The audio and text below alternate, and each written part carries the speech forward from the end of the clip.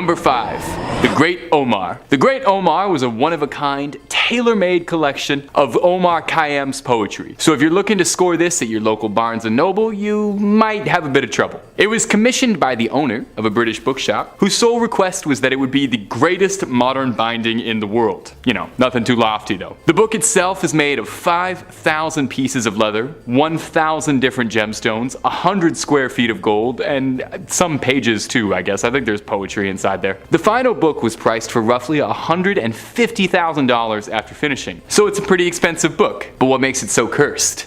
Well, when the Great Omar was purchased, it was bought by an American buyer and had to take a transatlantic trip on a little ship called the Titanic, a boat which, as far as I know, has never been involved in any sort of historical events of note whatsoever. The Great Omar was never recovered from the wreckage and sank with the ship. 10 weeks after the book kissed the ocean floor, the man who bound it, Francis Sangorsky, drowned while on vacation at only the age of 37. A little suspicious, isn't it? A bookbinder in the 1930s tried to recreate the Great Omar, Stanley Bray. He finished the second iteration just in time for World War II to begin. The book was placed in a vault on London's Fore Street, which was one of the first sites to be bombed. I guess they heard about the book. The safe that held the book endured through the Blitz, but the safe's contents and the second Great Omar was incinerated and lost to the war. A third version has been crafted and is currently being held in a vault in the British Library, although given the book's history, I don't feel like I would be too comfortable spending any time around it if I didn't have to. Hey,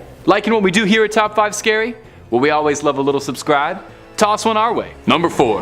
The Grand Grimoire. Another book you're probably gonna have some trouble finding on Amazon. The Grand Grimoire is a tome of black magic. No one can agree on when the grimoire was originally birthed into this world, with people claiming that it could have been written anywhere from the 15th century to the 19th century. No one knows who even wrote the Grand Grimoire. Perhaps it merely appeared one day from another world, tantalizing and asking to be read. Some urban legends claim that the book was written by a man possessed by the devil himself, acting as a vessel for his will to pen his musings. The book itself contains instructions for would-be warlocks to summon all manner of demons and sinister servants of the underworld, even including guides on how a fledgling necromancer could learn how to raise a spirit from the dead. Now, if all that sounds appealing to you, it's said that even so much as cracking the spine of the Grand Grimoire is enough to seal your soul to damnation, the literary equivalent of promising your soul to the underworld. The church, obviously, sought out to quell the rising threat of the Grand Grimoire's dark musings, and it is said that the original Grand Grimoire, gosh, that is fun to say, is currently being held sealed in the Vatican's legendary vault, where it shall never again be seen by prying eyes, or those wishing to uncover its many dark secrets. There are alleged excerpts that have been reprinted and made available, but the full Grand Grimoire itself hasn't been seen by anyone in what would be centuries. Perhaps for good reason too. I mean, if the myths and legends around the book are to be believed. Number 3 on this list is James Dean's Little Bastard. Now, I'm certainly stretching the definition of ancient history on this one because this story actually takes place in the 50s, but with the amount of lore that surrounds it, I wanted to include it in this video.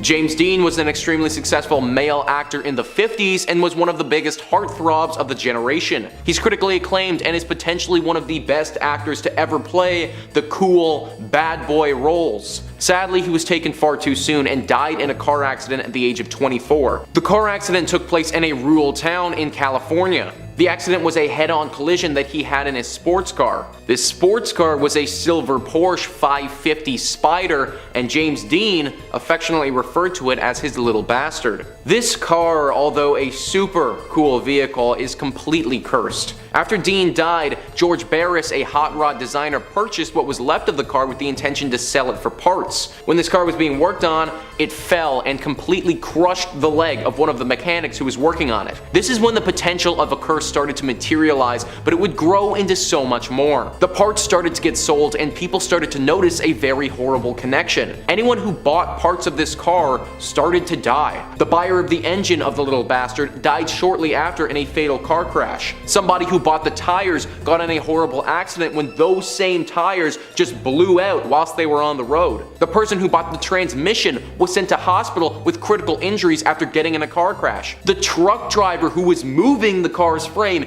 he got in a horrible accident and he was killed. The amount of death and tragedy that ensued from this car is truly uncanny. The frame of the car that the truck driver was transporting was eventually stolen, and to this day, we don't know where it is. I hope whoever stole it though at least had the foresight not to ever drive with it, because the consequences could be dire. Number 2 on this list is the Basano Vase. The Basano Vase is a pretty vase that was made all the way back in the 1500s in Napoli, Italy. The vase isn't ornate in nature, it has a very simplistic silver design. It was initially intended as a wedding present, however, it may just have been the worst wedding present that anyone has ever gifted. That's because this vase is a vase of death. Now I know that sounds dramatic, but it truly brings death to whomsoever comes in contact with it. Its initial run-in with death is when it was given as a wedding gift, and that same night as it was gifted, the bride was murdered in her home while she was holding that vase. Some people believe that her spirit haunts this vase now, or that a spirit of death has always had its clutches on this vase. Either way, it didn't stop with just the bride. At the time, the family didn't realize that the vase had anything to do with the misfortune that had befallen the bride, and they continued to pass the vase down generation to generation. However, it seemed that whomsoever was in possession of this vase would meet an untimely death soon after receiving it. After the family realized what was going on, they boxed the vase up and put a note in it that read, "Beware, this vase brings death." The vase was auctioned off in 1998 though, and the note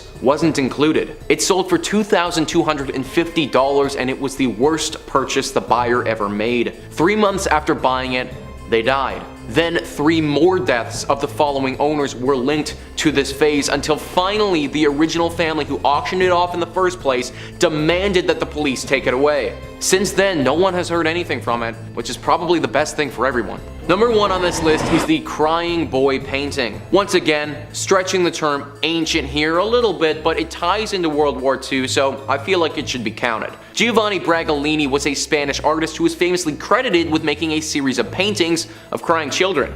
He made these in the early 1950s, and they were meant to symbolize all of the poor children who became orphans due to the brutal fighting in World War II. His initial market was tourists. However, these paintings, they started to really take off in Europe, and a lot of British families grew fond of them. For years, they were nothing more than just a painting, until in 1985, when the curse of the crying boy hit the mainstream. Ron and Mary lost their home from a kitchen fire. Even though their entire livelihood burned to the ground, the painting of the crying boy that they had, it lived on. It was the one item to survive from the fire. Ron's brother Peter was a fireman, and he said that this wasn't the first time that he saw this. In fact, he believed that he had witnessed the same phenomenon 50 times before. It was then believed that not only were these paintings immune to fire, but the owning of them would inevitably cause a fire in the first place. Mass hysteria ensued, and legends started to come out of everywhere in regards to these paintings. People claimed that it caused their family members to die, or that it was cursed with the soul of the children it depicted. Either way, this reached unparalleled levels, and finally a newspaper, The Sun, said that if people were to ship them their copies of these paintings, they would dispose of them. Over 2,500 copies were sent to this newspaper, and they burned all of them in a massive fire. I don't know if it really was the paintings causing these fires, or if they were cursed, but chalking it up to a coincidence seems a little bit too good to be true to me. Number 5. The Great Bed of Ware.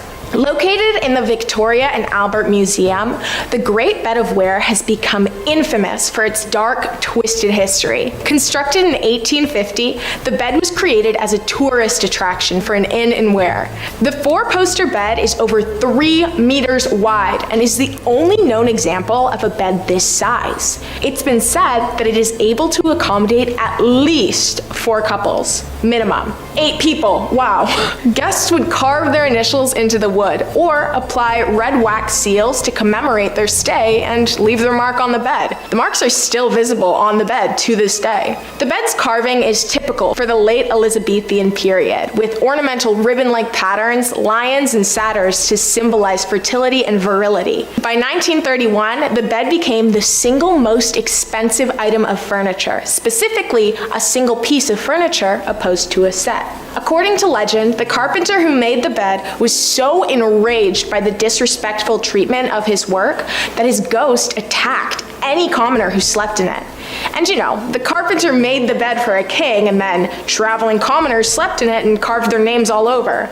I'd be kind of upset too. Like, he must have believed the bed was going to be treated a lot differently than it actually was. The bed he had made for a king was instead damaged and covered in graffiti. The bed is now on display in Britain, and you are able to visit it. But luckily for both you and the carpenter's ghost, no one is able to sleep in the bed now.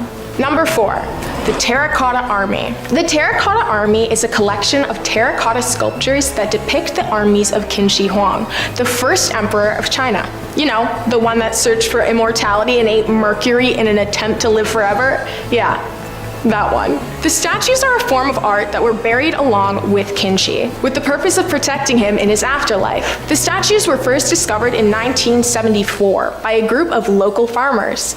The figures varied in height according to their rank, the tallest being the generals. The figures included warriors, chariots, and horses. There were 3 pits, which held over 8,000 soldiers, 130 chariots with 520 horses, and 150 cavalry horses. Most were found in the mausoleum for Qin Shi, but there were also some found in nearby pits that weren't directly in his massive underground grave. The village that the farmers were from believed that if they disturbed the army, they would receive misfortune and bouts of bad luck. Their suspicions were sadly correct, seeing as their 2,000-year-old village was destroyed in order to create an enormous museum over the area. I mean, I'd say that's less misfortune and more human idiocy. Just leave well enough alone. You don't need to make everything a spectacle. The extravagant funeral art is available for observation in the museum, and pieces of the army have been sent all over the world. But you should definitely think twice before deciding to visit the exhibit. Bad luck and misfortune are definitely able to spread to curious onlookers. Guys, I know I usually tell you to stay curious, but if you come across someone's funeral art, don't be curious. Turn around and pretend like you never saw it. It's like if you decided to unearth someone's coffin just because you thought it was cool. It's weird. That would be a weird, disrespectful thing to do. Number 3, the Crying Boy.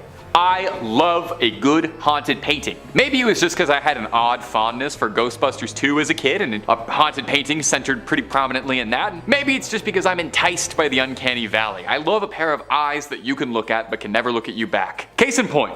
Take a look at this painting, The Crying Boy. Looks like a fairly innocuous painting, right? Wouldn't look too out of place in your dentist's office. It's not really my scene, but I'm sure a generation of grannies have loved to put this above the fireplace. It's also been the center of a series of strange coincidences that are just too odd to be true. It was painted by an Italian painter, one Giovanni Bergolin, and mass-produced as a print across the 1950s, so everyone could enjoy hanging this sad crying boy in the comfort of their own home. Wow, that sentence out of context is crazy. Now, they would enjoy this painting in the comfort of their home until it would burn down, because for some bizarre otherworldly reason, firefighters around Essex, London would report that frequently, amidst smoldering ruins of a burned down house, repeatedly they would find the Crying Boy print completely untouched by the flames, even when everything else had burned to ash. Now, once is bizarre. 2 times, that's pretty strange. But this happens 3 times, pick up the phone and call the Ghostbusters because you've got an outright paranormal mystery on your hands. The British tabloid The Sun loved the story and was spreading stories of the cursed paintings like a house on fire. Ooh, too soon? The Sun printed out warnings of people who owned the painting, telling them that they should get rid of it lest they start to find themselves smelling smoke. The story was so popular and people were so invested in the curse of the Crying Boy that the Sun tried to take it upon themselves to rid London of the curse by holding a bonfire in which anyone who owned a print of the cursed painting could come, torch it, and hopefully exorcise whatever demons got into the printing press. The bonfire was a raging success, with sackfuls of the prints being torched, seemingly ending the curse of the Crying Boy. Does anyone else kind of want one of the prints though? I don't know, I think there's something about it. I think it would tie the living room together. Number 2, ballista balls. You know, the last couple years I think had all of us acting pretty strange. You know, maybe you got through it by binging all of Tiger King in a day. Maybe you got really into making a sourdough. Maybe you returned a cursed artifact you stole when you were a teenager. We all went through a strange period. In 2020, an anonymous source returned an ancient artifact that they'd stolen as a teenager to the Israeli government. A Bronze Age ballista ball fired during the Great Jewish Revolt by the Romans. The thief swiped them as a teenager when visiting with a group of friends and had went on to live a fairly normal life. Had a nice career, found a partner, sired some children, but he had said that throughout his entire life he felt as if there was a weight over him, as if he had some invisible presence crushing down on him. He said no matter how long it had been or how much his life had moved past this one act of delinquency, his heart could never move from it, and he felt as if he had been cursed to forever bear its guilt. During the event of the last few years, he said it stirred in him this apocalyptic feeling that made him feel like he had to return the ballista balls in hopes of finally clearing his consciousness. I hope he didn't think he did all that. Through Facebook, he ended up getting put towards the right channels to return it. But you know what's kind of bizarre? This isn't even the first time that someone's returned a pair of cursed ballista balls, because in 2015, an almost identical story played out. In 2015, 2 ballista balls were returned to the Israeli authorities anonymously alongside a note saying, "I took these in 1995 from a residential quarter at the foot of the summit. They have brought me nothing but trouble. Please do not steal antiquities." Well, I've got to say it's a nice change of pace to hear about people trying to undo the curse before things got too irrevocable. And a pretty simple, easy follow message for you kids at home. Don't steal antiquities. Unless you're Indiana Jones, that should be fairly easy for all of us to follow. And finally, number 1, the Black Prince's Ruby. The Black Prince's Ruby was once thought to be the biggest ruby in the world. Unfortunately though, upon closer inspection, this mighty ruby turned out to be an imposter. A spinel disguised as a ruby, a mineral known as the Great Imposter. Perhaps then that it's fitting that this accursed gemstone's legacy began with a story of deceit. Prior to being the crowning jewel in the imperial state crown of the UK, the Black Prince's Ruby first appeared in the 14th century, where it was owned by Abu Sa'id, who was the last Sultan of Granada. Little history lesson for you, so don't fall asleep too much. In the late 13th century, Granada was losing a war to King Pedro the Cruel, who historically was not known to be nice, you know, given the title. The Christian kingdom of Castilla was taking more and more of Said's territory, and so to arrange a peaceful end to the war, the Sultan had requested an audience with King Pedro in Castilla and arranged a meeting, and they came to an agreement and the Sultan was welcomed. When the Sultan and his arriving party thought they were welcomed as guests, they were surprised to see King Pedro welcome them with drawn swords. He was King Pedro the Cruel, after all. I don't need to tell you what happened next, but King Pedro stripped the jewel off of the Sultan's corpse. Soon after, King Pedro found himself in a new war against his brother Henry of Trastamara for Castilla's throne. King Pedro commissioned the Black Prince Edward of England for aid, and as payment for his services, gave him the ruby, where it would get its name, the Black Prince's Ruby. Edward would return home to England, but Pedro would fall in battle to his brother. Edward the Black Prince would die slowly and painfully from a disease before he could inherit the throne, giving the ruby to his son Richard II. Richard would become king, but he was taken out by Henry IV, who took the ruby as well, who then passed from a slow illness, giving the ruby to his son Henry V. This is the worst thing to re-gift possible. It would pass from a lineage of kings until eventually finding its way to the Tudors, and then eventually after that, finding a permanent home in the London Tower, amidst the crown jewel collection, where it's been sealed away, never to be claimed again, because just look at the history of this thing. This is not something you ever want to unwrap. Whew! Number 5 on this list is King Tut's mask. The curse of King Tut is one of the most famous curses to surround a tomb ever.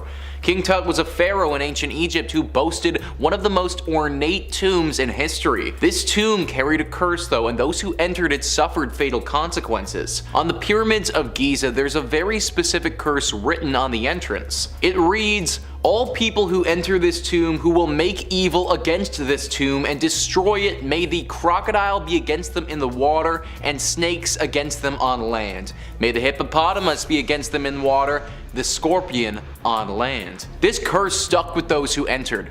It all started with Howard Carter, the leader of the team, whose canary was eaten by a cobra the second that they first entered the tomb. Then the person who financed the whole excavation died shortly afterwards.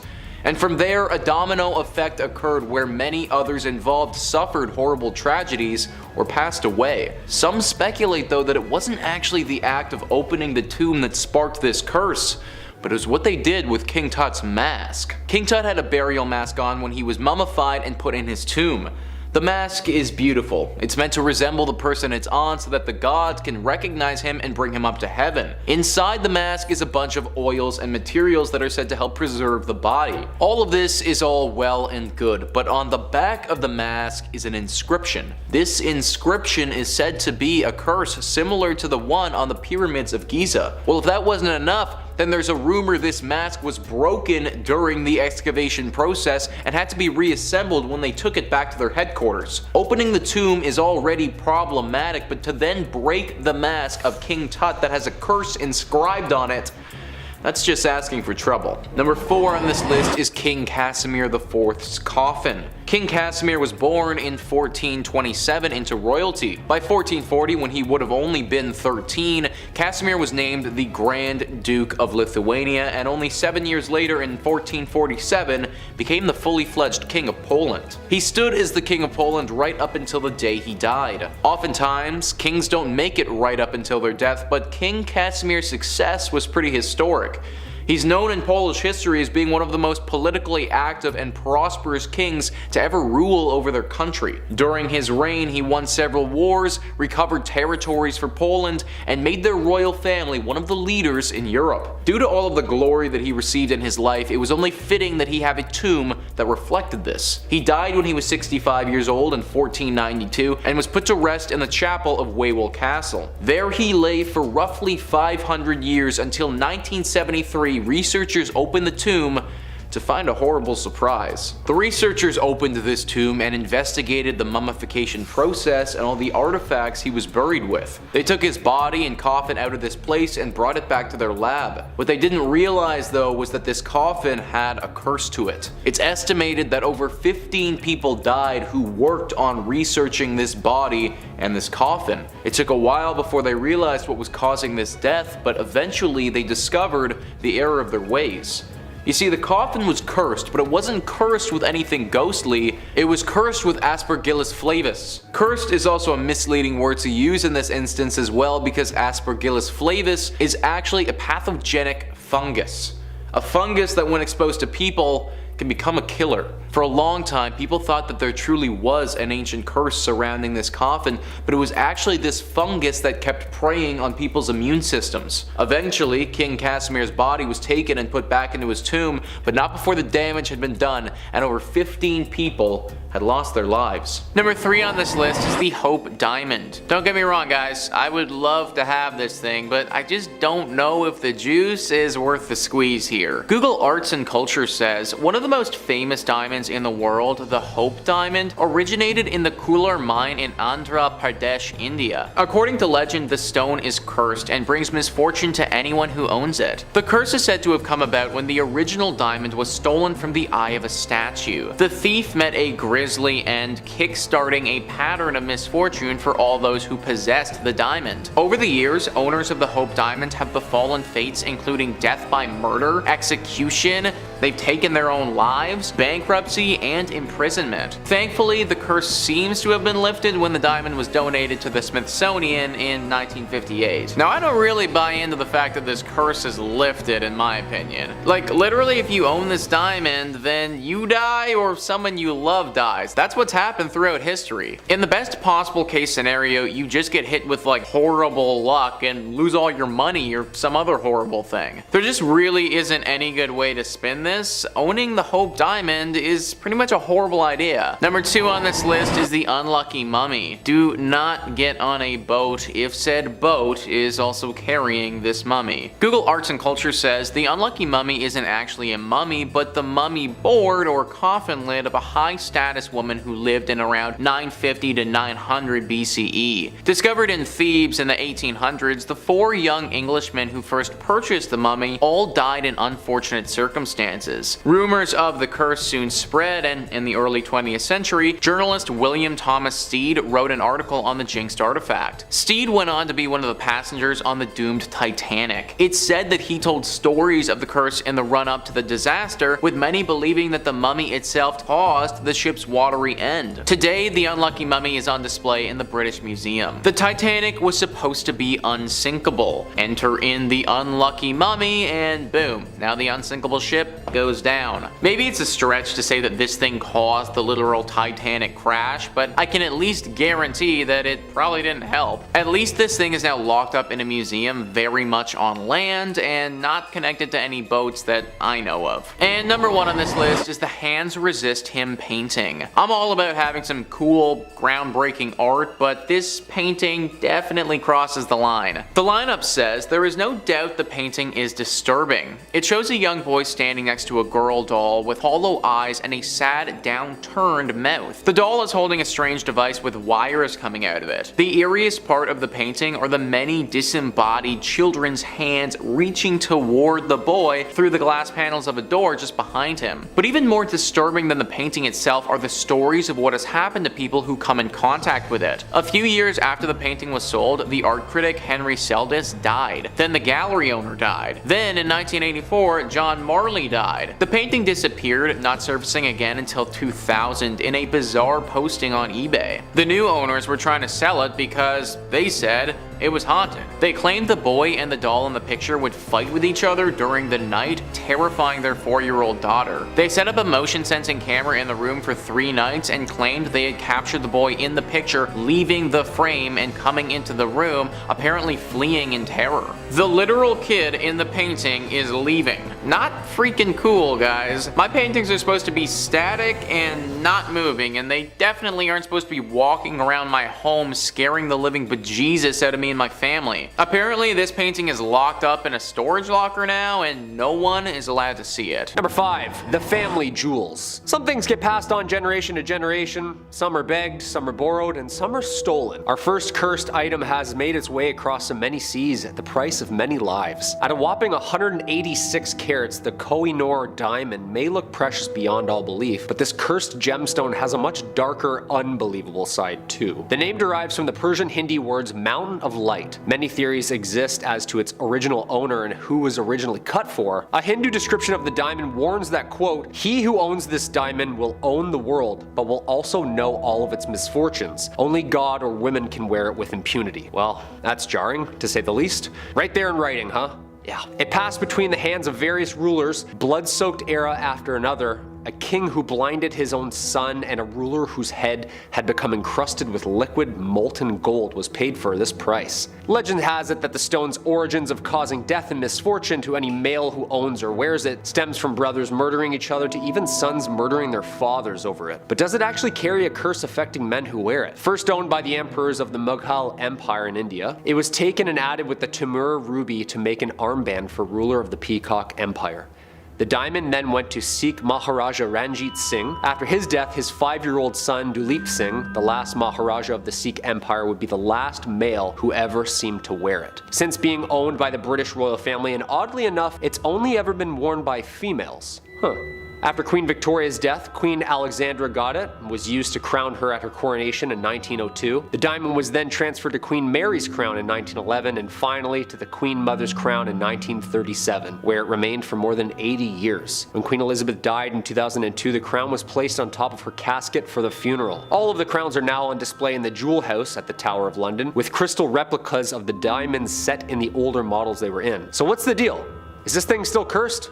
Did the royal family know something that we didn't? Maybe. Number 4. The Statues of Lem. The Women of Lem statue was discovered in Lem, Cyprus in 1878 and dates back to about 3500 BCE. The statue eventually earned the nickname the Goddess of Death after 4 different families experienced tragedy while handling and owning the carved stones. The first owner, Lord Elfont, along with his entire family, perished within 6 years of owning the statue, all from mysterious and rapid illnesses. The other 2 owners, Ivor Minucci and Lord Thompson Noel, also died along with their entire families just a few short years after obtaining the statue within their homes. The 4th owner, Sir Alan Beaverbrook, died alongside his wife and 2 daughters of mysterious causes while in possession of the carved rock. Although his sons did not believe in the curse attached to the statue, out of fear of the sudden misfortunes around them, they decided to gift the Royal Scottish Museum in Edinburgh the find, where it is now encased in glass, safe, unable to bear any other family bad news. You gotta think, someone was just like sitting there back then chiseling this rock like 6,000 years ago. What were they thinking? What were they saying out loud? What were they looking at? Why did they seem to have blessed this rock with so much evil and misfortune? You tell me.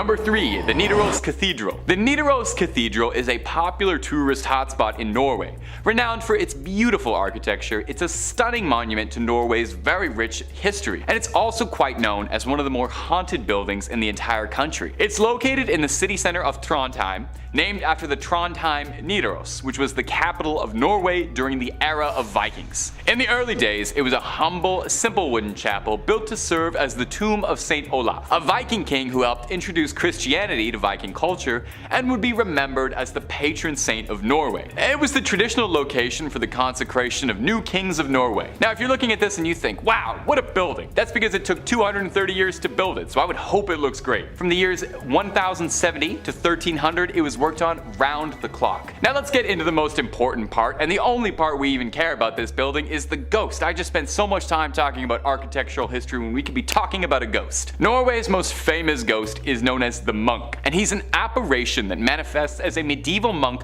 with a bloody gash along its throat, dripping onto the floor. The monk's first sighting was in 1924, and since then has become a bit of a staple of the cathedral, with countless sightings and tourists reporting hearing, seeing, or feeling the monk around the cathedral. The first sighting was from a bishop's wife during service, and she claims that she saw the monk standing behind the congregation with bright glowing blue eyes. She said his face was sharp and glowing, and when he raised his hand, that blood started to pour from his throat. The priest who was tending to the service at the time claims that while he was speaking, he felt an unspeakable pain in his throat, as if something was lodged in it.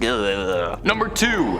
Viking graves. Now, the Vikings were a very superstitious people. Ghosts were a very common belief and possible threat in medieval Norway. Your soul could go just about all over. You might end up in Valhall, the realm of Odin, where you can drink and fight to your heart's content for eternity, or you could end up in Folkvanger, Freya's realm, a lush, bountiful field that sprawled forever, or you could end up in Helheim, which was just a terrible, cold, dismal place. Imagine spending your entire life in freezing Scandinavia, dying, and then waking up in a different freezing afterlife. I would be so upset. Of course, if you didn't qualify for any of these afterlife options, you could always end up with your soul trapped on the earth and reanimated as a ghost or a corpse zombie monster called a Draugr, which anyone who spent too much time inside of any of Skyrim's caves can tell you are a real nuisance. So Vikings had to come up with all sorts of ways to make sure that nobody came back to cause any problems for the village. No doubt you've heard of Viking funerary ships or their pyres, where their dead were sent off into the water in a longboat with possessions that might befit them in the afterlife,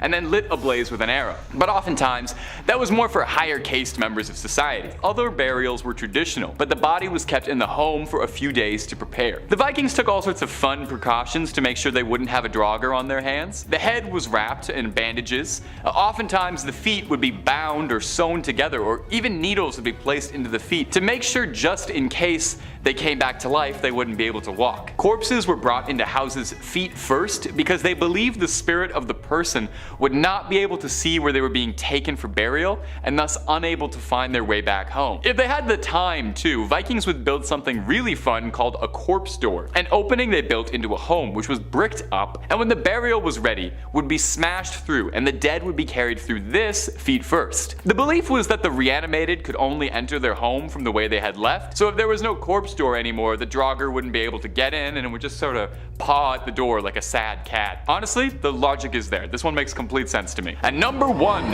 the Dorset grave. The Dorset mass grave is one of the scariest and confusing archaeological discoveries ever discovered. Let me ask you, what's more fun than a barrel of monkeys? You might be thinking a barrel of Vikings?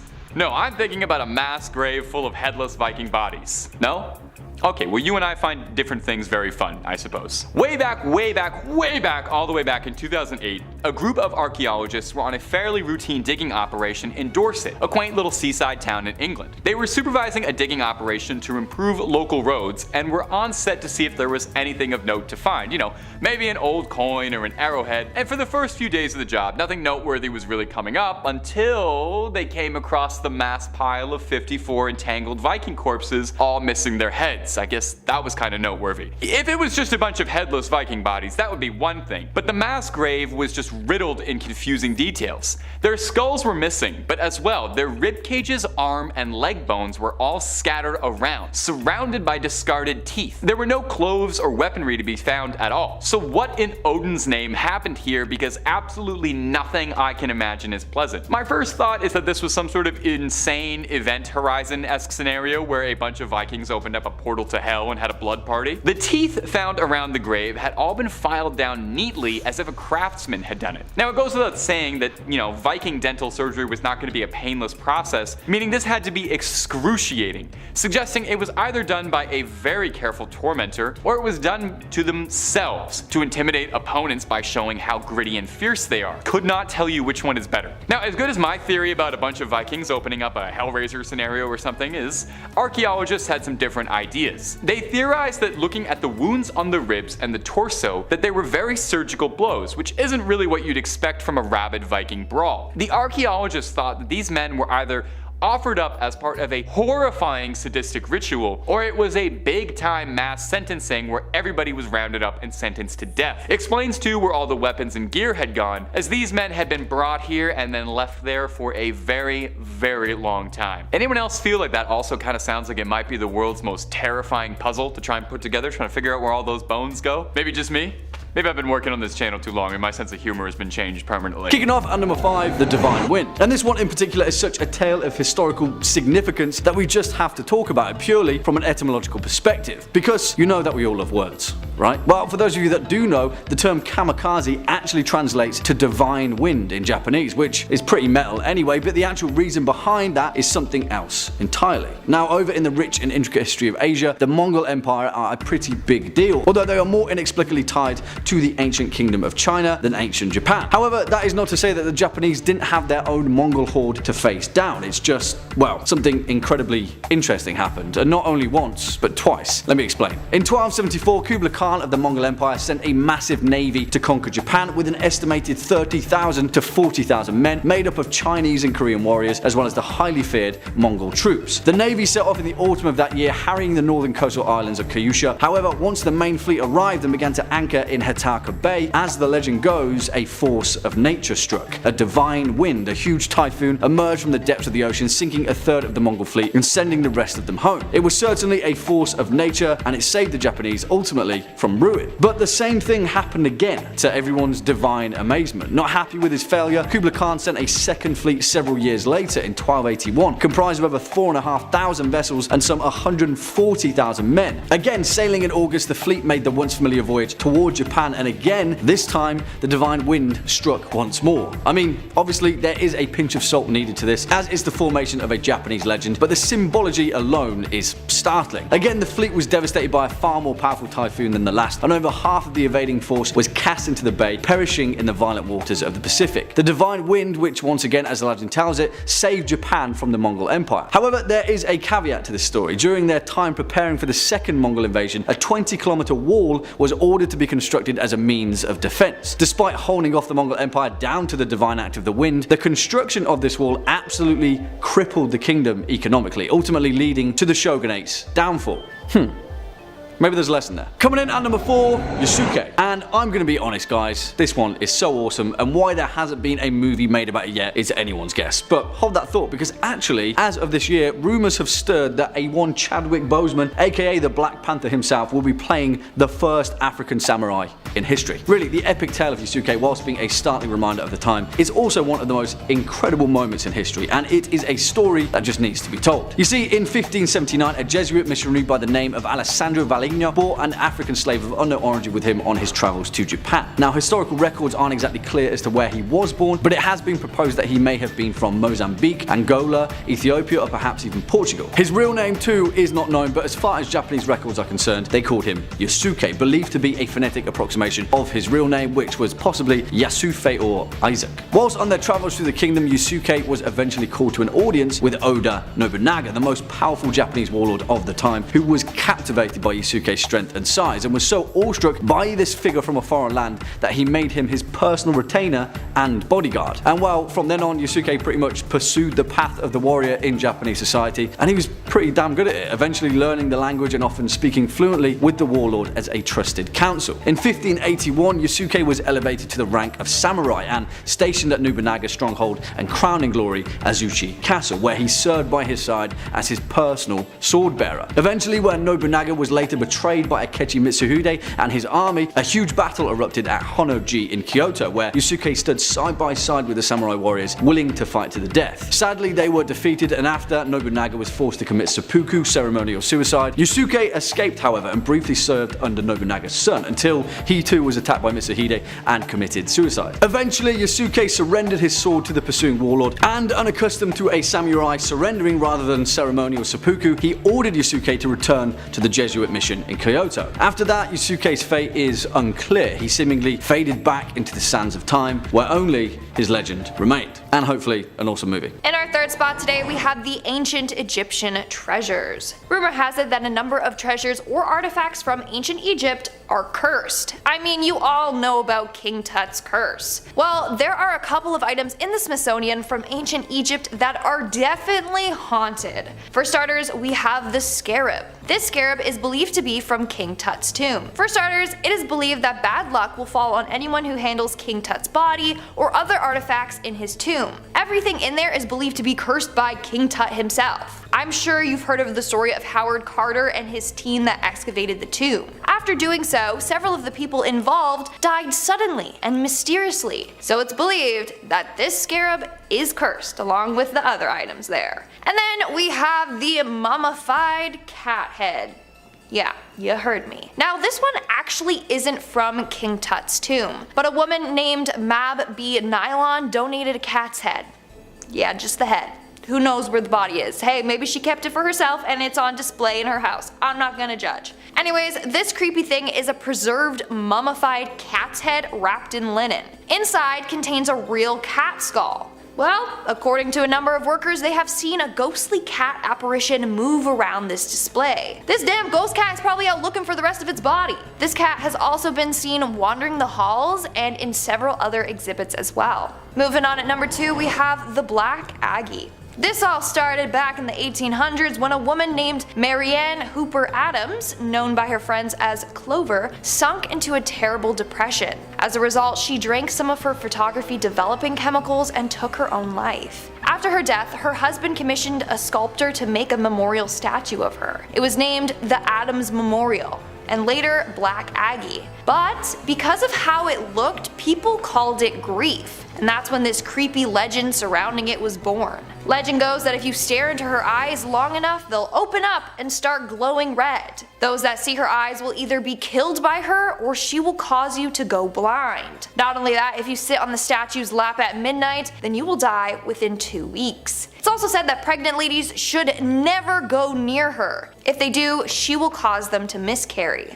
Of course, this is just a creepy legend, right? Well, supposedly there's real life stories of this haunted statue taking people's lives. One man put a cigarette out on the statue's hand and he was later found dead with a gunshot wound to the head. Another man was found dead at the foot of the statue and no one knows his cause of death. Now, you may be wondering how the statue got to the Smithsonian. Well, because of the legend, a lot of people were breaking into the cemetery at night to visit it, and it was often vandalized. So the family donated it to the museum where it remains to this day. And in our number 1 spot today, we have the Hope Diamond. This is a very beautiful diamond from India, but here's the thing. It was stolen from India, and then a curse was placed on it. Back in 1792, the Hope Diamond was part of a Hindu statue. It was one of the idol's eyes. And then somebody went in and took the 115-carat diamond out. Upon discovering that the diamond was stolen, priests put a curse on it. The curse was said to affect anyone that put their greedy little paws on it, which turned out to be a lot of people over the years. And guess what? Bad luck befell to every single one of its owners. It's said that the man who stole the diamond shortly came down with a raging fever and died shortly after. Legend continues on saying that his body was ravaged by wolves. Continuing on, King Louis XIV bought the stone and had it recut in 1673. He died of gangrene, and all his legitimate kids died early on in life. Then we have Marie Antoinette. Apparently she wore it as well.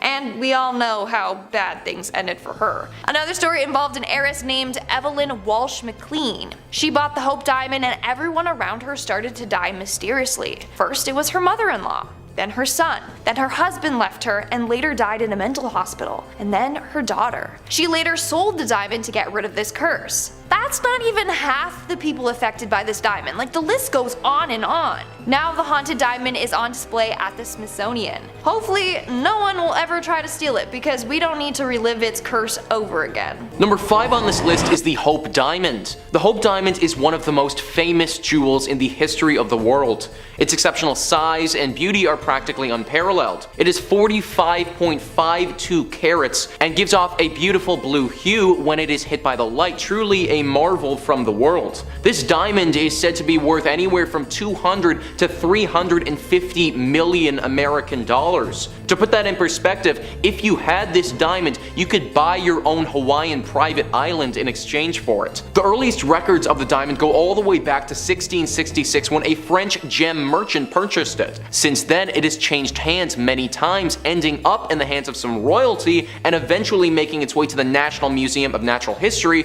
in Washington, D.C., where it resides today. This diamond may be the most beautiful stone on the entire planet, but one should be careful with it because it's said to hold a curse. Over the years that this diamond has been in circulation, many tragedies have befallen the owners of this stone. An article written by Christy Puchko writes, "Some believe it is cursed, with a whole mythology claiming that great misfortune and misery will befall any who dares to wear the 45.52 carat diamond. Rumored victims of the diamond have suffered disgrace, divorce, suicide, imprisonment, torture, financial ruin, lynching, or decapitation. One was even said to have been ripped apart by dogs and another by a French mob. If these stories are true, then it's no wonder why the legend of a curse has circulated around this diamond. So with all that being said, I want to ask you guys, if somebody offered you this diamond, do you take the risk? On one hand, you could be the owner and the bearer of potentially the most sought after rock on the planet, but on the other hand, you might just be a very expensive dog treat. Let me know what you got down below, diamond or no diamond? Number 4 on this list is Tut's tomb. Now this tomb is the most famous, however this entry could be generalized to any tomb of a pharaoh that is disturbed. If a pharaoh's tomb is disturbed, then you will have activated the pharaoh's curse, and this will befall anyone who enters and disturbs the sleep of these mummified Egyptian royalty. For a long time, hieroglyphs couldn't be deciphered, but in the early 19th century this changed and we were able to read them. On the pyramids of Giza, there is a very specific curse written on the entrance. It reads, "All people who enter this tomb who will make evil against this tomb and destroy it, may the crocodile be against them in the water and the snakes against them on land. May the hippopotamus be against them in the water and the scorpion on land." This acts as a pretty clear-cut warning to stay away and not disturb anyone that's inside. I should also note that this rule applies to anyone. We're talking archaeologists, thieves, literally anyone who enters. Your motives for entering don't matter, it's only that you are there. Over the years, this curse has reared its ugly head time and time again. When they first opened the tomb of King Tut, there is a famous story of how Howard Carter, the leader of the team operating the excavation, had a canary, and when it entered the tomb, died at the hands of a cobra. 2 weeks later, the person who financed the whole operation, Lord Carnarvon, was bit by a mosquito and died due to a horrible infection. These are two of the most famous examples, but for centuries, bad luck, sudden illness, and death have been tied to these ancient tombs. Another one of the pharaoh's tombs warns, "They that shall break the seal of this tomb shall meet death by a disease that no doctor can diagnose." I'd say that that's just about as clear-cut as curses come these days. Number 3, the Book of Abramelin. The Book of Abramelin, and I'm sure I'm pronouncing that wrong, I'm sure one of you ghouls and goblins will let me know, or the Book of the Sacred Magic of Abramelin the Mage, if you're not into that whole brevity thing, is an allegedly magic text that is thought to have been written at some point during the 14th century. It wasn't until the 19th century that it became recognized for its power, when the Hermetic Order of the Golden Dawn translated the book into English in the late 1890s. 90s. Now, if you're unfamiliar with the Hermetic Order of the Golden Dawn and you're wondering which Final Fantasy that's from, the Hermetic Order of the Golden Dawn was a secret society devoted to the study of the occult and spiritual development. From here, the book became a key text in occultism, supposedly even inspiring Aleister Crowley's system of magic. So what's inside the book? Any pop-ups? The book centers around an incredibly elaborate ritual aimed at allowing a practicing sorcerer to communicate with their holy guardian angel. The book theorizing that everyone has their own personal guardian angel, a celestial other half from another world, if you will. After the sorcerer summons their guardian angel and enjoys a honeymoon phase, the book describes a period of blissful intimacy. One needs to conquer every unredeemed spirit of the infernal regions, which sounds like a bit of a task. There's a lot of people, there's a lot of unredeemed spirit. Luckily, I think the angel helps out a bit. If the legends are true, then undoubtedly the information in this book isn't the kind of thing that should ever be falling into the wrong hands. I mean, that's just a general good piece of life advice. As a general rule of thumb, you shouldn't mess with demons unless you know what you're doing, okay? That's the kind of thing to leave up to professionals.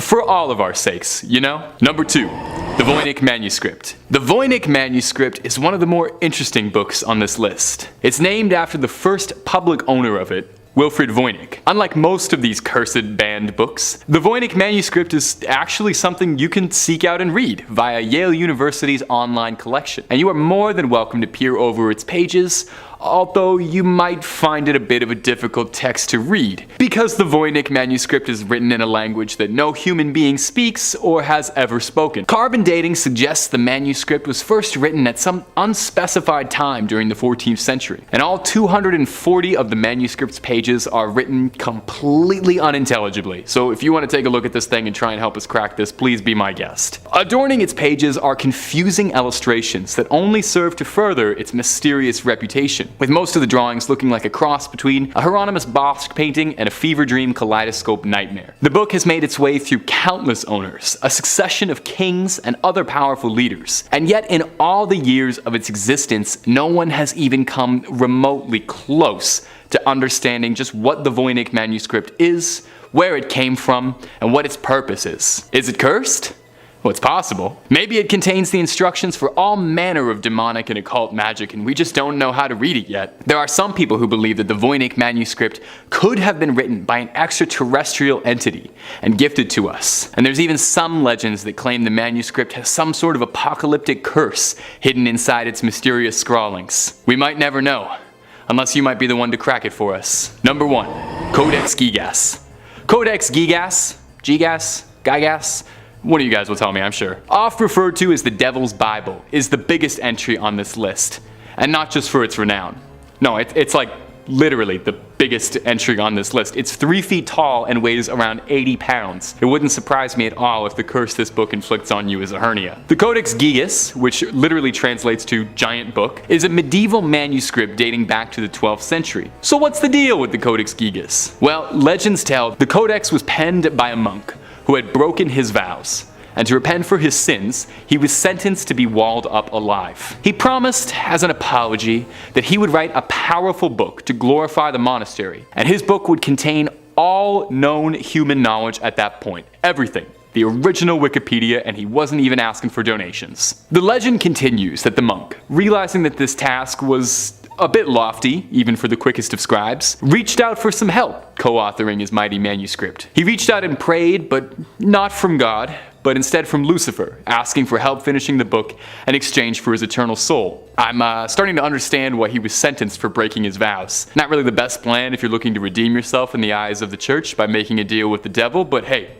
we've all done pretty crazy things trying to make a deadline, I totally get it. It's said that Lucifer himself helped complete the book, and the monk drew a portrait of the devil himself as thanks. That's where the book gets its name, the Devil's Bible. The book is replete with occultism, dark rituals, and imagery. I mean, after all, it's said to contain the entirety of the knowledge of the human race up to this point. So who's to speak what sort of sinister secrets are kept between its giant pages? There were estimates and tests to try and recreate the manuscript, suggesting that even one man writing, without illustrations, would have taken the better part of 2 decades to write the calligraphy present inside that book. So did this monk have some otherworldly help? Maybe just a huge stack of Red Bull? And what is inside this book? If your Latin's any good, The manuscript is kept on display in the National Library of Stockholm. Just be careful what you read. You got no idea what you could bring into this world. Number 5. The Busby Stoop chair. You know, when you think of a haunted object, I don't think your mind tends to go to a regular old armchair. Maybe dolls, gems, paintings, not to spoil the rest of the list, but I don't tend to think of home furnishings as being particularly cursed. Well, then I guess it's because you haven't heard of the Busby Stoop chair that holds the bold distinction of being London's most haunted chair. Isn't that something to put on a resume? Thomas Busby was a common crook in the 17th century. He ran a counterfeit money operation with his father-in-law, but he was also known to be a general hoodlum, thief, brawler, and the kind of guy that would have rubbed elbows with Tom Shelby. It's said that a violent altercation with his father-in-law over a disagreement about their criminal enterprises led to Busby's associate dying by his hands. Busby was to be sent to the gallows, but had requested to visit his favorite pub one last time for a meal. He sat himself down in his favorite chair, ate his dinner,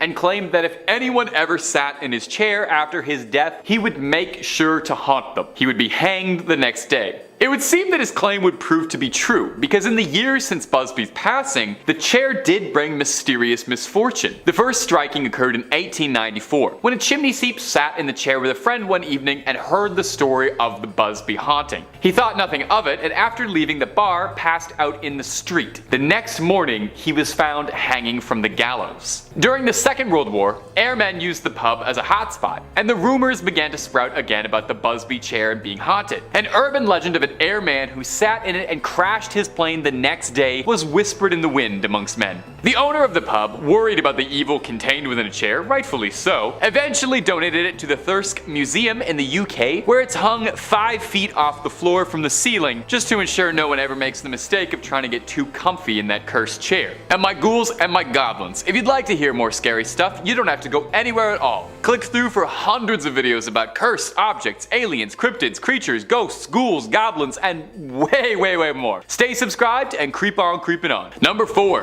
Robert the Doll. Now, every good list of cursed objects should definitely include at least one cursed doll, I think, just for good measure. It's called Annabelle's Claws. Dolls are just inherently a little bit scary when they're not being used for make-believe or having tea parties, and they're especially scary when they carry a series of unfortunate urban legends with them, like the case of one Robert the Doll. Maybe you've even heard of Robert the Doll, as he's actually pretty famous as far as cursed dolls go out there. It's kind of Annabelle, Robert, the rest of them. Robert's been haunting for over a century. He used to be the property of one Robert Jean Otto. Now, although he shared a name with the doll, he preferred to be called Otto, maybe because the doll took it. Otto received Robert as a young boy from his grandfather, who obtained it through unknown means, as trying to trace it has been fruitless. No toy company has ever been found to have produced it. Otto loved Robert and had an active imagination to a degree that unsettled his parents. He would refer to the doll in first person and brought it everywhere with him, even dressed it in his clothing. That's kind of odd, but it's still little kid behavior. Otto would say he could hear Robert talk to him and would see him move. And children who passed the Otto estate when walking by would claim they saw Robert in the windows, watching them from up high, appearing and disappearing. Otto would blame all mishaps on Robert. Injuries, breaks around the house, accidents, anything that happened, it was because either Robert had told him to do it or Robert had done it. Kind of understandably, this behavior deeply worried Otto's parents. Otto kept Robert up until the day of his death in 1974, where he then traveled from home to home and collector to collector, causing a path of misfortune everywhere he went, until eventually getting himself incarcerated in the Key West Art and Historical Society, where he's now kept under a very tight lock and key and has become the museum's most popular attraction. Visitors even leave him offerings, little goodie bags, and even write letters asking for protection from him or a little aid cursing others. Employees of the museum say that sometimes they feel uncomfortable around him, and have noticed the chill in the air by his exhibit or electrical malfunctions near where he sits. It's been said that they need to stay on his good side lest they provoke his wrath. So I just want to throw this out there, Robert. I've always been a huge fan of all that you do, and that little sailor outfit is just chef's kiss. That looks great. Great on you. Matches your hair. Number 3, the Hope Diamond. The Hope Diamond is one of the most famous diamonds in the world. The diamond originated in the Kolar mine in Andhra Pradesh, India. The history of the stone began when a French merchant traveler purchased the diamond, which was triangular in shape and crudely cut. He described the color as a beautiful violet. The stone was then sold to King Louis along with 14 other large diamonds and many smaller ones. The stone was then recut by the court jeweler. It was described by them as an intense steely blue, and the stone became known as the blue diamond of the crown, or the French blue. It was set in gold and hung from a neck ribbon, which was worn by the king on ceremonial occasions. The next king got the diamond reset, and then, when he and Marie Antoinette attempted to escape France in 1792, the diamond was stolen after being seized by the government. The stone was passed on to many people, being set in different jewelries and headpieces. Eventually, the stone would be displayed in several exhibitions for people to view worldwide. In 1958, the diamond was donated to the Smithsonian, quickly becoming the main attraction. Since its donation, the stone has only left the premises 4 times. Once to the Louvre, once to South Africa at the Rand Easter Show opening, once to Harry Winston, and one other time to clean and restore the diamond. According to legend, the stone is cursed and will bring bad luck and misfortune to anyone who owns it. The curse is said to have come about when the original diamond was stolen from the eye of a statue. The thief who originally stole the stone met a grisly end, and owners of the diamond over the years have followed the same fate, being beheaded, executed, imprisoned, turned bankrupt, and many of their lives have ended abruptly at their own hands and often at someone else's. Since the diamond reached the Smithsonian, there have been no reports of the curse's effects, but I would suggest the only reason for that is no one wears it. I mean, if I got the chance, I have to say, I'd wear it. The thing is beautiful, and I would leave this life happy, knowing that I had millions of dollars strapped around my neck, glittering and shining in a vibrant blue. Number 2, Unlucky Mummy. The Unlucky Mummy is an ancient Egyptian artifact owned by the famous colonizers, the British. More specifically, it lies within the halls of the British Museum. The identity of the original owner is unknown. The artifact is described as a painted wooden mummy board of an unidentified woman and was obtained by the British Museum in 1889. The Unlucky Mummy is actually not a mummy at all. Instead, it is a gessoed and painted wooden inner coffin lid. It was found at Thebes and has been dated by its shape and style of decoration to the late 21st or the early 22nd dynasty. It is 162 centimeters in length and made of wood and plaster. The paint is placed on the plaster and hands protrude out of the mummy board.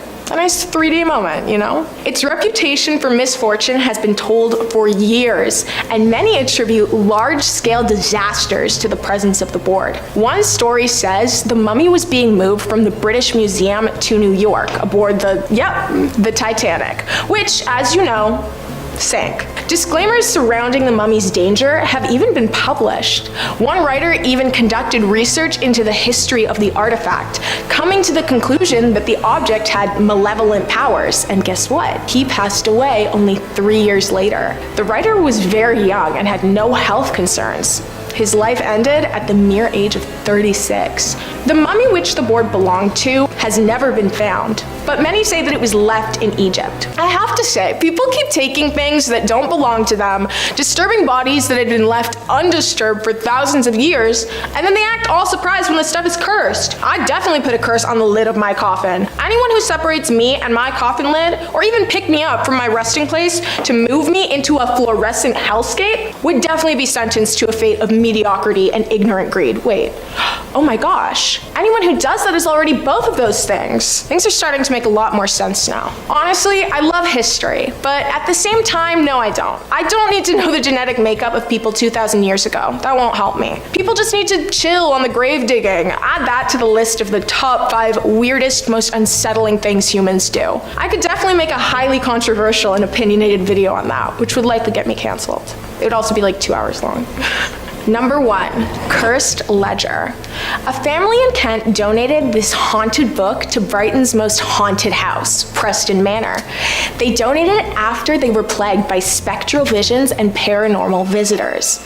The shop ledger is from 1915, but was found trapped in the brick wall at a jeweler while a demolition was being performed in the 1980s. It was discovered by Tony Benyovitz in 1988 when he was demolishing the Shoreland Fuchs shop, which which had closed in 1984. He, for some reason, decided to bring the book home, and it caused him and his daughter to suffer a myriad of paranormal hauntings, which they described as spirit visitations. His daughter, Josephine, claimed that images appeared in her rug, including a group of men, women, and children, and a soldier with a horse. She said that the spirits told her that the book had to be returned to Brighton for the anniversary of its first entry in December of 1915. The spirits' requests caused Josephine to phone Preston Manor, who sent a medium to visit the house. The medium confirmed that they sensed bad things emanating from it. Wow, specific.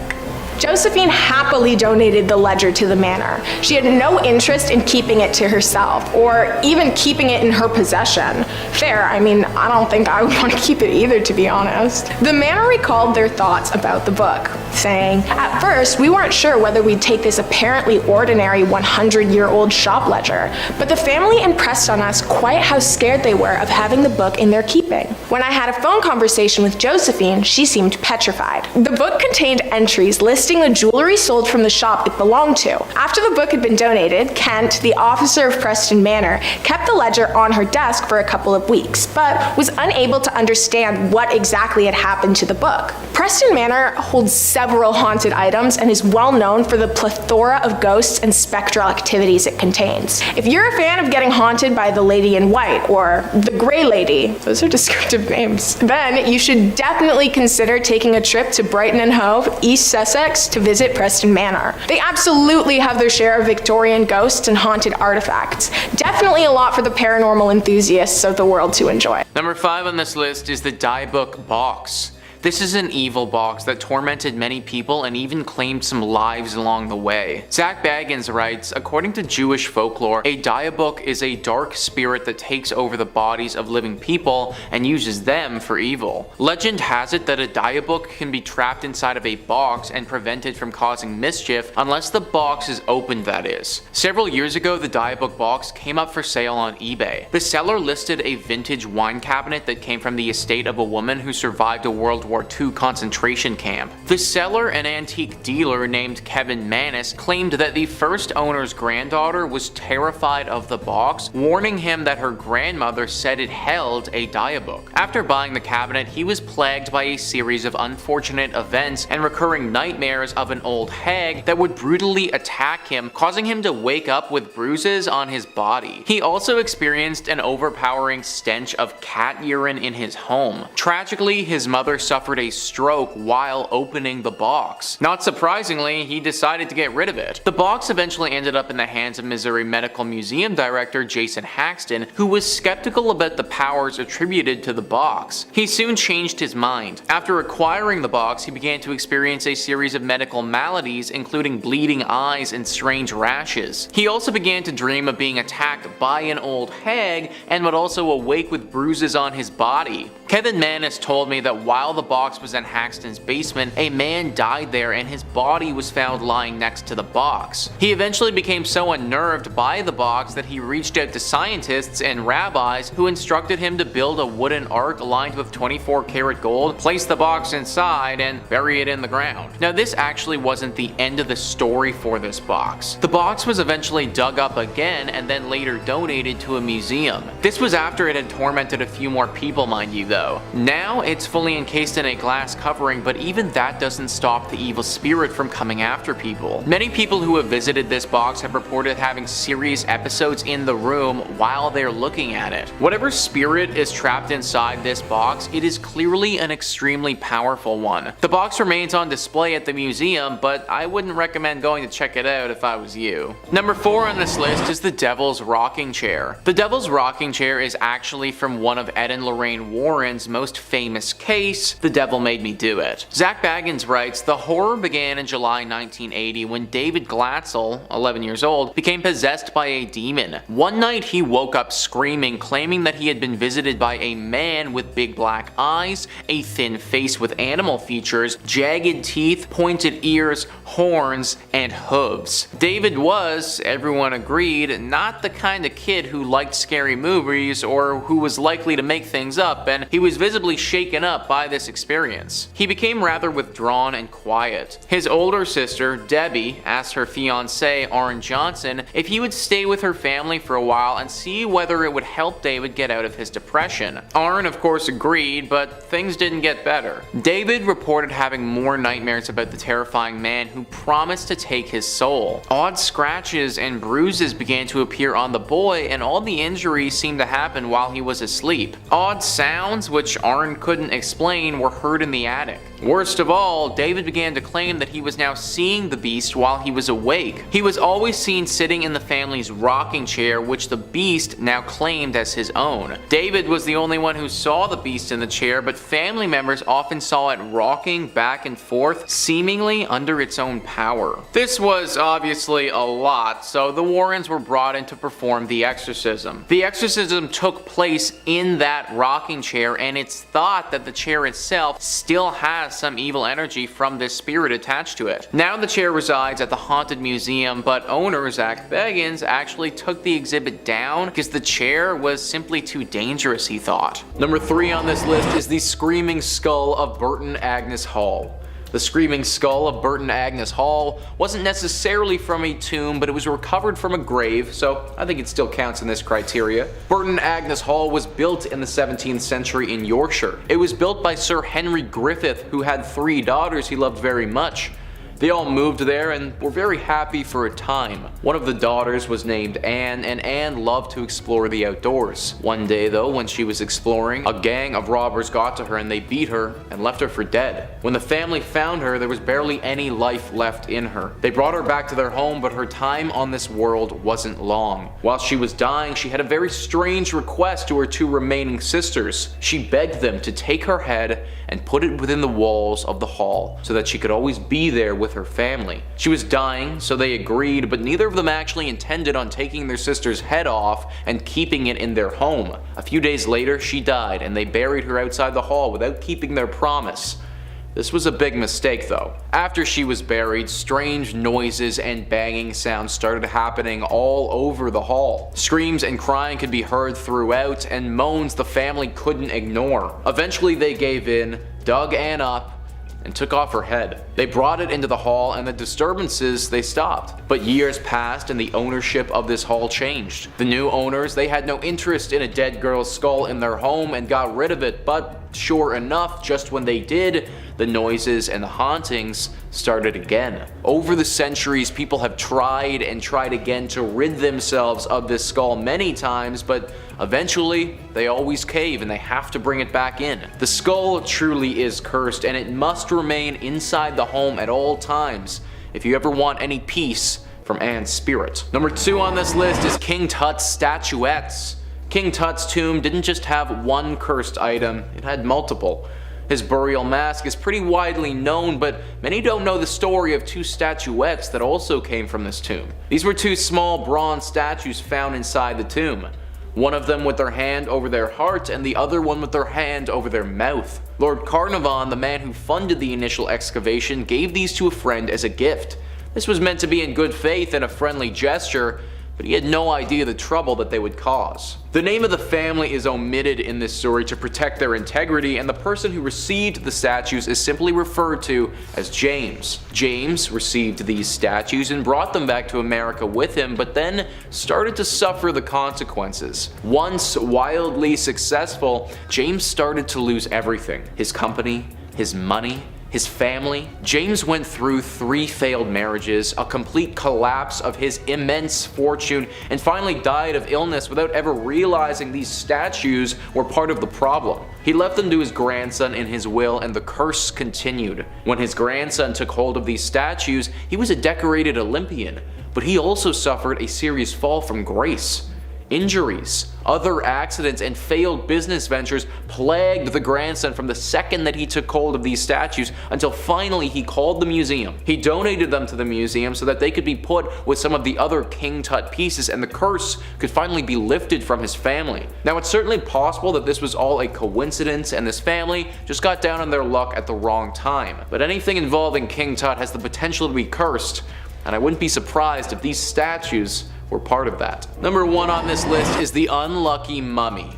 The unlucky mummy is an ornate wooden coffin that was found in an ancient Egyptian tomb. This coffin's preservation was remarkable for how old experts thought that it must be. The coffin was said to hold the remains of ancient Egyptian princess Amun-Ra. The legend says that in 1890 some British men stumbled upon this casket at an Egyptian excavation site. There were 4 men and they all suffered greatly right after coming in contact with this coffin. The first man, who initially took ownership of the coffin, was seen leaving his hotel and walking straight into the desert to never be seen again only after 1 day of possessing said casket. The second man on the very next day was accidentally shot and had to have his arm amputated. The third man, when they did eventually get back to Britain, returned to see that all of his life savings were gone. And the last man died from disease shortly after the discovery of this artifact. And just like that, the curse of the unlucky mummy began. Now there are some misconceptions with this mummy.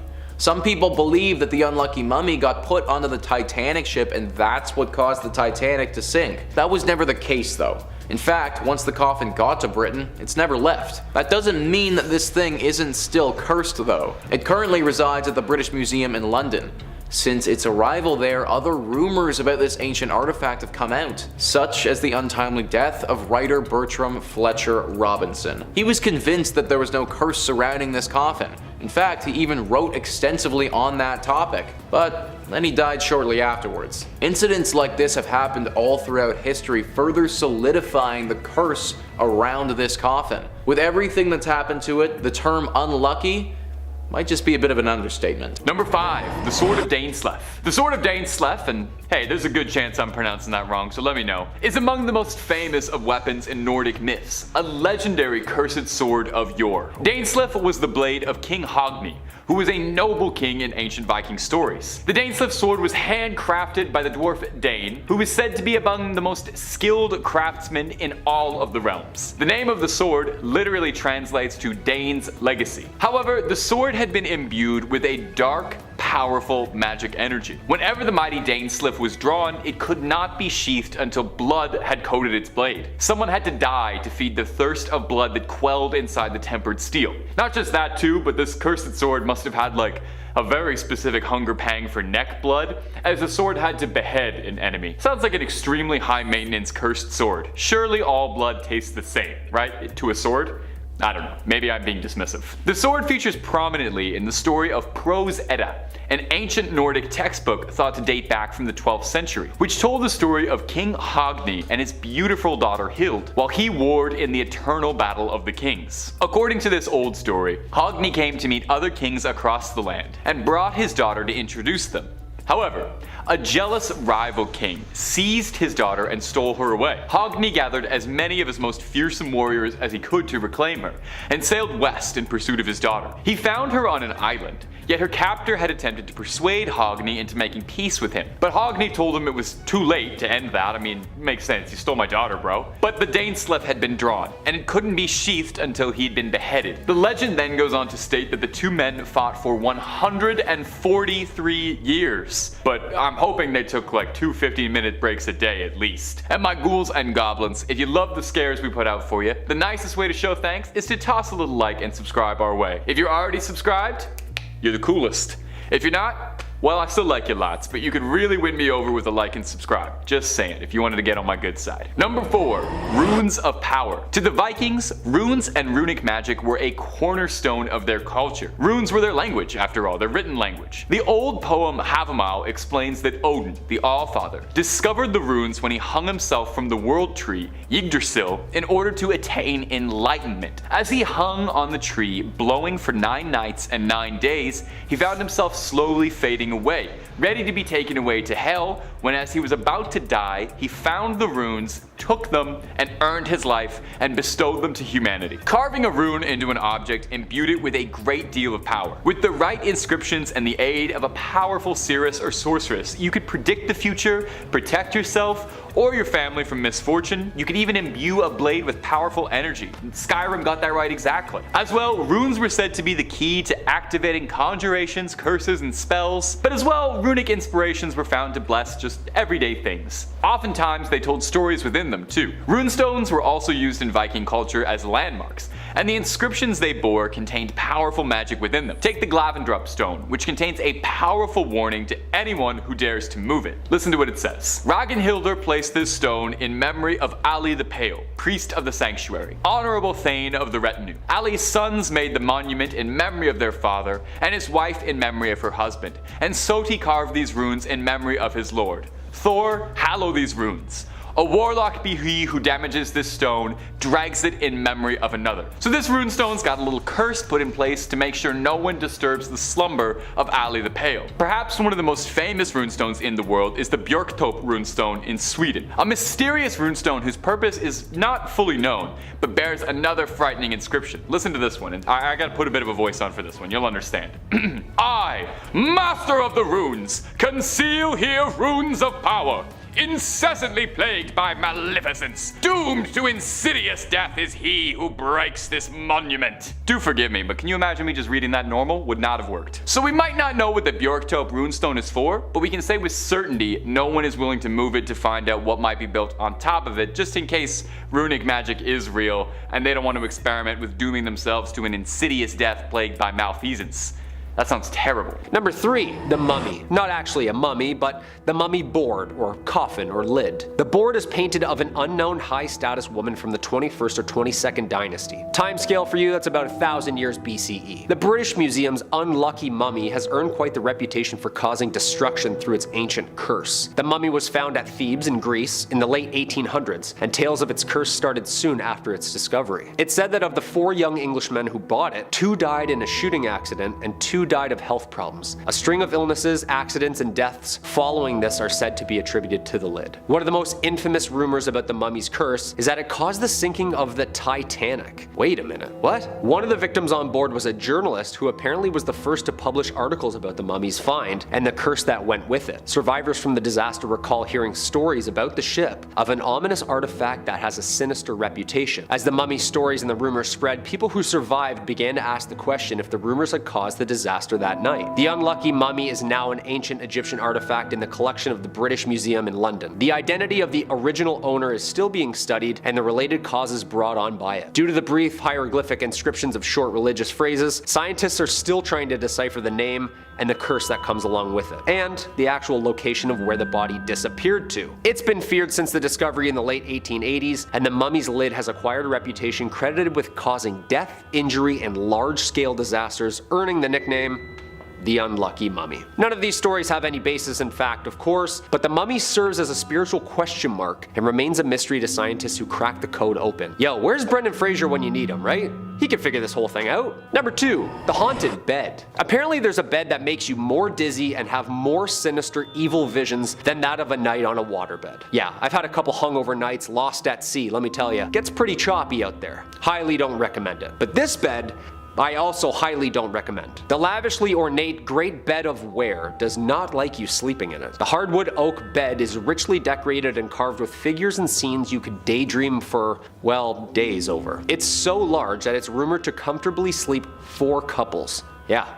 Talk about a California king. There's a tale that suggests that the bed was made in the 15th century for King Edward IV by a very gifted carpenter, but through the years found itself being passed between the inns of Ware where commoners were able to sleep in it, break the legs, and apparently cover it head to toe in graffiti. Yeah, the disrespect alone. The defacing got so bad that apparently the ghost of the maker haunts those who are not of royal blood. Basically not blessed by God to rule. It's so old and so haunted that apparently people who spend the night are woken up violently by specters watching them sleep. Apparently there are so many initials carved into the wood, images drawn on it, that it's hard to know who actually the bed was originally fitted for, and who actually cursed it. Some researchers believe that the curse surrounding the bed could have actually been carved into it with symbols and text that hexed the next user. Whatever its history, it's haunted.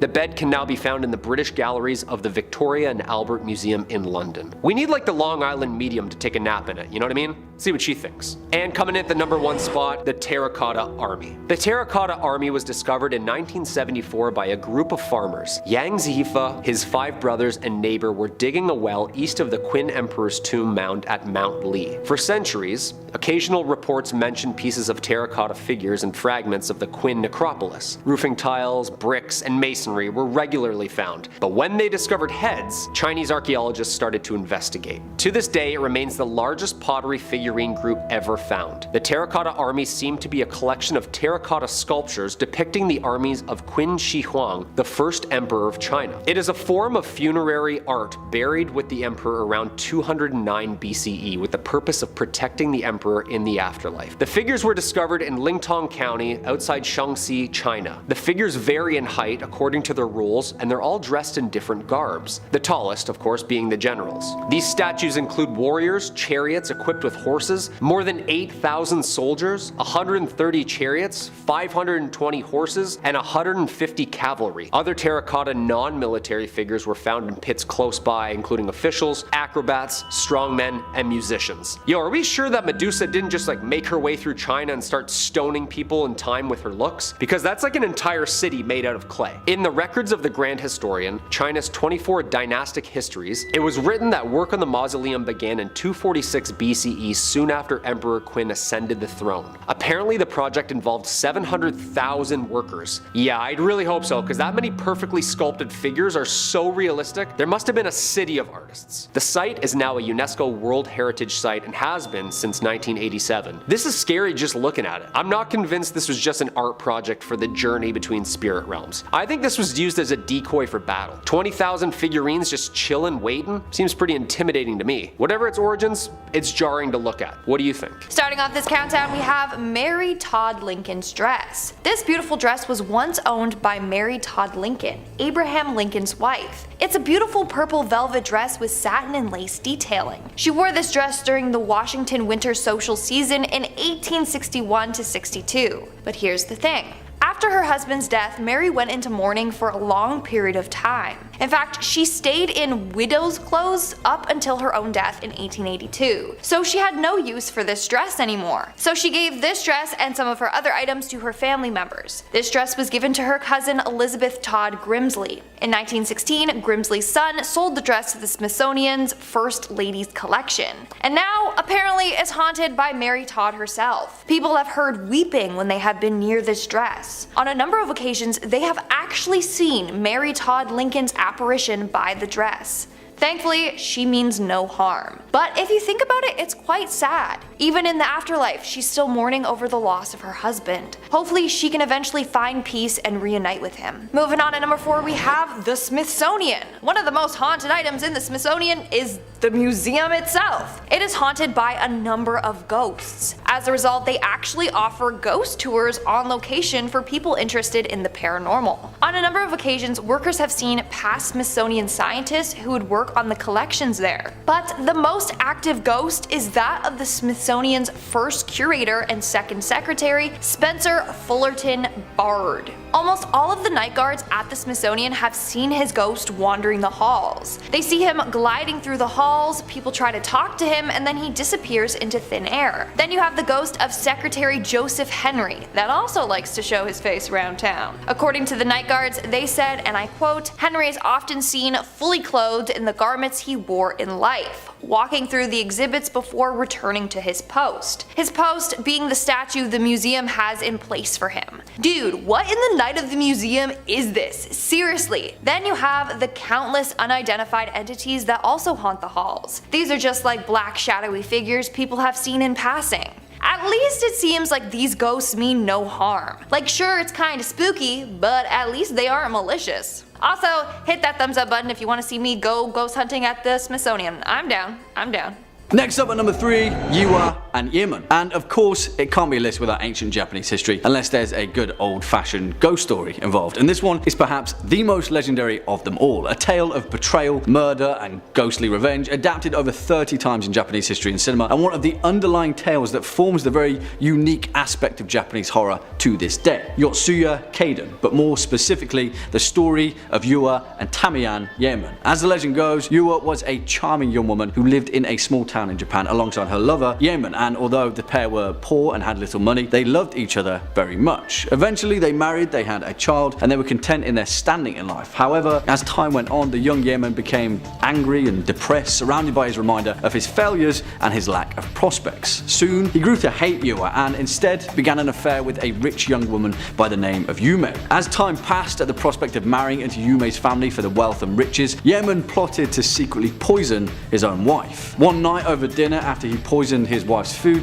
Yua pleaded with him to tell her what was wrong. The pair argued until late in the evening, and then, dejected and confused, Yua eventually consumed the poison, and Yemen watched as it slowly did its job. However, it didn't work as intended, and instead of killing her, it grossly disfigured Yua, contorting her into a shadow of her former self. Yemen was too much of a coward to finish the job, and Yua lived in pain and torment. And then, one evening, after taking his wife for a walk, he pushed her off a cliff when he realized that no one was around to notice. In public, he played the part of the victim, spending all of his money on a marital and pious funeral, knowing that his money troubles would soon be a thing of the past. While eventually on his wedding day to the wealthy Yume, when Yemen lifted the veil of his new bride, instead he saw his ex-wife's contorted and twisted face poisoned by his own hand. It screamed betrayal at him, and in a panic Yemen drew his sword and swung at the ghostly apparition. And then a severed head collapsed and rolled across the floor of the wedding ceremony, but it wasn't his ghostly ex-wife's head, but instead the head of his new bride. Coming in at number 2, The Standing Death of Benkei. Which, come on,